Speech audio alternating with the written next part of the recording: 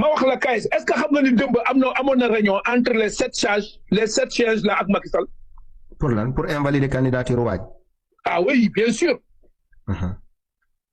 man def naa ko direct sama plateau wax naa ko def naa 2 heures de temps.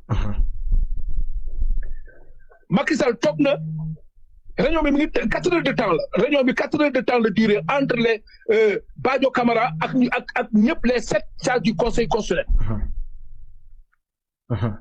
4 heures de temps la Macky Sall wax ak ñoom. parce que Macky Sall affaire bi daf ko bett quoi. te Macky Sall waxul ak ñoom rek ba mu paree ci ñoom dafa jublu ci waa APR ak Benno Bokk Yaakaar. dama la déglu ma bëgg Sénégal yi déglu ma baax.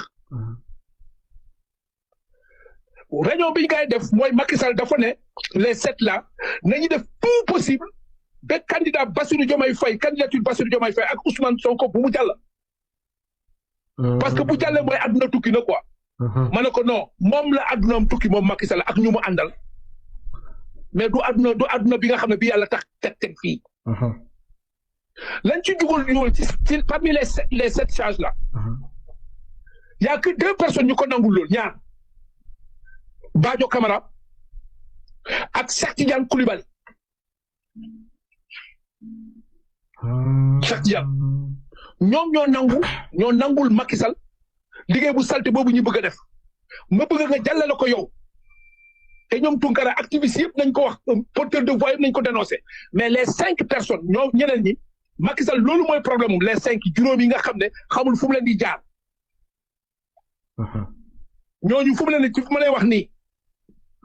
waxuñu Macky Sall waaw ànduñu ak Macky Sall ci loolu. y a que 2 personnes ci conseil constitutionnel mooy Badio Camara ak Cheikh Diando ñoom ñoo jëm Macky Sall dinañ waaw mais problème bi ñu am mooy les 5 autres joxuñu Macky Sall seen kaddu dañuy aju te Macky Sall fu mu ne mu ngi def fexe lépp lu mu leen mën a jox ci alal pour corrompre leen Macky Sall mu ngi taxaw ci loolu.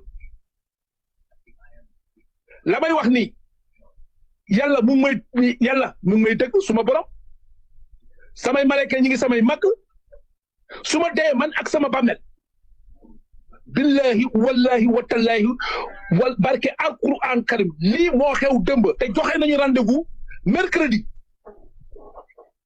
seen 2e rencontre bi mercredi lay nekk pour ñu finaliser ñu xool parce que y a problème parce que Macky Sall ak les 5